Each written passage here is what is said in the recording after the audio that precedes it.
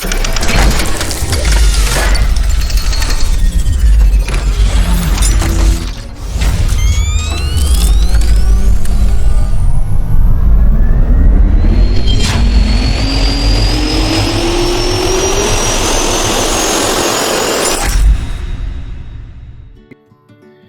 वालेकुम, मेरा नाम ताहिर हुसैन है और आज का जो हमारा टॉपिक है वो है कि जो एचवीएसी सिस्टम होता है क्लीन रूम वो किस तरह डिफरेंट होता है। जो नॉर्मल कन्वेंशनल सिस्टम होता है उसकी वजह से इसमें क्या डिफरेंस होते हैं। एचवीएसी जो क्लीन रूम के लिए हम डिज़ाइन करते हैं, जो एक नॉर्मल ऑफिस बिल्डिंग के लिए डिज़ाइन करते हैं, तो उसमें क्या फ़र्क होता है।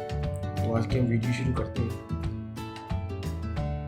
जब हम एचवीएसी सिस्टम क्लीन रूम की बात करते हैं, एचवीएसी का मतलब है कि हीटिंग, वेंटिलेशन, एयर कंडीशनिंग। ये जो एचवीएसी सिस्टम है असल में ये एक कंफर्टेबल इन्वायरमेंट पैदा करता है। एचवीएसी सिस्टम किसी भी रूम के लिए एक कंफर्टेबल इंडोर इन्वायरमेंट पैदा करता है। उसमें एचवीएसी सिस्टम जो एयर की क्वालिटी देता है, उसमें टेम्परेचर मेंटेन होता है, उसमें ह्यूमिडिटी मेंटेन होती है। तो ये इन चीज़ों एचवीएसी सिस्टम जो है ये इन चीज़ों को उस इन्वायरमेंट के लिए मेंटेन करता है। जब हम एचवीएसी सिस्टम क्लीन रूम की बात करते हैं तो इसका मतलब है कि हमें रूम में टेम्परेचर, ह्यूमिडिटी और प्रेशर को कंट्रोल करना है। क्लीन रूम में हम हाई एफिशिएंसी हीपा फिल्टर इस्तेमाल करते हैं और एयर चेंज जो होती है वो क्लीन रूम में ज़्यादा होती है और ज़्यादा एयर चेंज से क्लीननेस लेवल जो है वो हमें ज़्यादा मिलता है। इसके बरक्स जो हमारा नॉर्मल एयर कंडीशनिंग सिस्टम होता है उसमें एयर चेंजेस जो है वो 2 से 4 होती है और हम उसमें इतना क्लीननेस लेवल जो है वो मेंटेन नहीं कर सकते जितना हमारा क्लीन रूम में होता है। क्लीन रूम में जो एयर चेंजेस होती है वो 50 to 250 और इससे भी ज़्यादा हो सकती है, 600 तक भी एयर चेंजेस हो सकती है क्लीन रूम के अंदर। तो क्लीन रूम जो है उसमें एयर चेंजेस ज़्यादा होती है क्योंकि हमें टेम्परेचर और ह्यूमिडिटी इसको भी मेंटेन करना होता है। अब एचवीएसी का क्लीन रूम के लिए जो डिज़ाइन होता है वो आईएसओ क्लास के हिसाब से होता है और हर आईएसओ क्लास की मुख्तलिफ रिक्वायरमेंट होती है। जैसे कि आईएसओ अगर 100 क्लास है तो अब आईएसओ 100 का मतलब है कि वहाँ पे जो 0.5 माइक्रोन्स जो पार्टिकल होंगे वो 1 क्यूबिक फुट में 100 से ज़्यादा नहीं होने चाहिए। तो हर क्लास की अपनी एक रिक्वायरमेंट्स होती है एचवीएसी की। तो टेम्परेचर और ह्यूमिडिटी के हिसाब से भी वहाँ पे और प्रेशर डिफरेंशियल के हिसाब से भी रिक्वायरमेंट होती है हर क्लास की कि वहाँ पे प्रेशर कितना रखना है और ह्यूमिडिटी कितनी होगी और टेम्परेचर कितना होगा। जब हम एचवीएसी सिस्टम क्लीन रूम के लिए डिज़ाइन करते हैं तो पहला सवाल जो हमारे जहन में आता है वो ये होता है कि एयर चेंजेस पर आवर कितनी होनी चाहिए और एयर चेंज से हम CFM कैलकुलेट करते हैं। ये सवाल आसान नहीं है। क्लीन रूम एयर चेंज हम इंटरनेट पर ढूंढ सकते हैं लेकिन ये 100% एक्यूरेट नहीं होती। क्लीन रूम की एक्यूरेट कैलकुलेशन जो हमने एचवीएसी की करनी होती है उसमें और भी बहुत सारी चीज़ों को हमने देखना होता है। जैसे कि नंबर 1 जो है आपने ये देखना है कि जो आप क्लीन रूम डिज़ाइन कर रहे हैं, एचवीएसी सिस्टम जिस क्लीन रूम के लिए डिज़ाइन कर रहे हैं उसकी क्लास कौन सी है। नेक्स्ट कि क्लीन रूम के अंदर लोग कितने हैं, क्योंकि जो कॉन्टामिनेशन जो जनरेट होती है क्लीन रूम के अंदर वो 70 to 80% जो है वो पीपल से होती है। तो जो और वो लोगों से जनरेट होती है। अगर लोग ज़्यादा होंगे तो इन्वायरमेंट जो है उतनी ज़्यादा डर्टी होगी और ज़्यादा एयर चेंजिंग हमें चाहिए होंगे उसका क्लीननेस लेवल को मेंटेन करने के लिए। नेक्स्ट ये है कि क्लीन रूम जो है उसका साइज़ देखना होता है कि क्लीन रूम कितने साइज़ का है, उसके हिसाब से हमने उसकी डिज़ाइनिंग करनी होती है। इसके अलावा फिर हमने नेक्स्ट ये देखना होता है कि किस तरह के इक्विपमेंट है, उसमें किस तरह का फर्नीचर पड़ा हुआ है और जो इक्विपमेंट है वो कितनी हीट जनरेट कर रहे हैं और जो मटेरियल और लोगों का जो एग्जिट हो रहा है, जो एंटर हो रहे हैं लोग वो किस रेशो से एंटर हो रही है। ये सब चीज़ें देखनी होती हैं हमने air change per hour calculate करने के लिए। अगर अभी एक वीडियो देखें तो यहाँ पे ये एचयू है, ये हमारा पिक्चर में ये क्लीन रूम है, ये रिटर्न एयर ग्रिल है, ये सप्लाई डक्ट है और यहाँ पे ये हीपा फिल्टर है, ये एचयू है, यहाँ से ये फ्रेश एयर आ रही है और यहाँ पे ये मिक्सिंग बॉक्स है और ये मिक्सिंग चैम्बर है। यहाँ पे कूलिंग कॉइल होती है, इसके अंदर ह्यूमिडिफायर भी हो सकता है, डीह्यूमिडिफायर भी हो सकता है, डिपेंड करता है कि आपने किस तरह का प्रोसेस और आपने क्या कंडीशन अंदर मेंटेन करनी है। तो इस तरह का एक एचवीएसी सिस्टम है, ये क्लीन रूम को एयर सप्लाई कर रहे हैं। ह्यूमिडिटी और टेम्परेचर जो है ये एक बड़ा फैक्टर है क्लीन रूम की डिज़ाइनिंग के लिए। एक बहुत बड़ा फैक्टर है कि ह्यूमिडिटी और टेम्परेचर हमें मेंटेन करना होता है।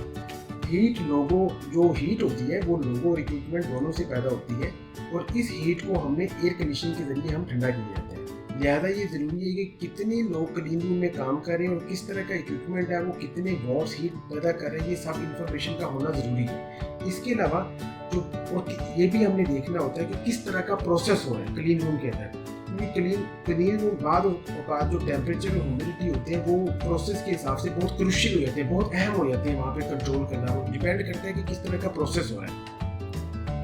ज़्यादातर क्लीन रूम में जो है वो पॉजिटिव प्रेशर होता है। मास वाई ऐसे एरिया कि जहाँ पे ऐसी प्रोडक्ट बनती जो हमारी सेहत के लिए अच्छी नहीं होती, तो इसका मतलब ये है कि वहाँ पे नेगेटिव प्रेशर होता है।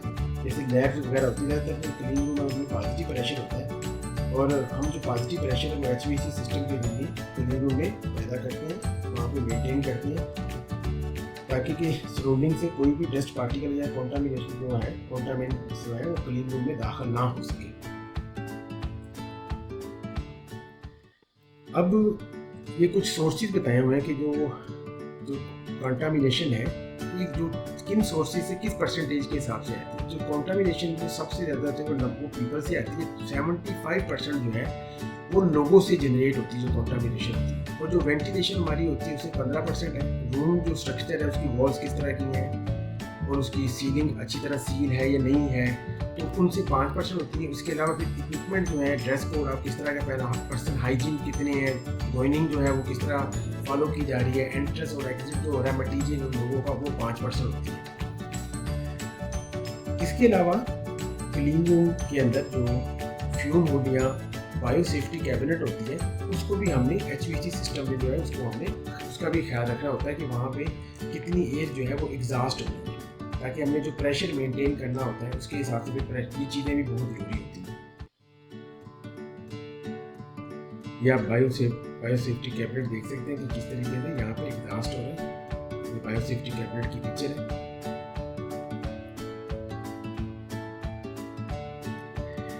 अब आ गया एयर हैंडलिंग यूनिट। जो एयर हैंडलिंग यूनिट होता है वो हॉरिजॉन्टली भी हो सकता है, वर्टिकली भी हो सकता है। ये जो आप एयर हैंडलिंग यूनिट देख रहे हैं हॉरिजॉन्टली है, तो इसको या तो हम क्लीन रूम की रूफ पे रख सकते हैं या फिर हम बिल्कुल क्लीन रूम के साइड पे भी रख सकते हैं। तो दोनों सिचुएशन में एयर हैंडलिंग यूनिट आ सकता है। अब ये है कि क्लीन रूम जो कन्वेंशनल सिस्टम है इसको हम कैसे डिफरेंशिएट करते हैं। क्लीन रूम में ह्यूमिडिटी और टेम्परेचर को कंट्रोल करना बहुत ज़रूरी होता है। आमतौर पे जो ऑफिस बिल्डिंग होती है उसमें जो एयर, अगर हम ऑफिस बिल्डिंग में जो एयर होती है उसमें जो 0.5 माइक्रोन्स पर क्यूबिक फीट जो पार्टिकल होते हैं वो 5 लाख से 1 मिलियन तक होते हैं।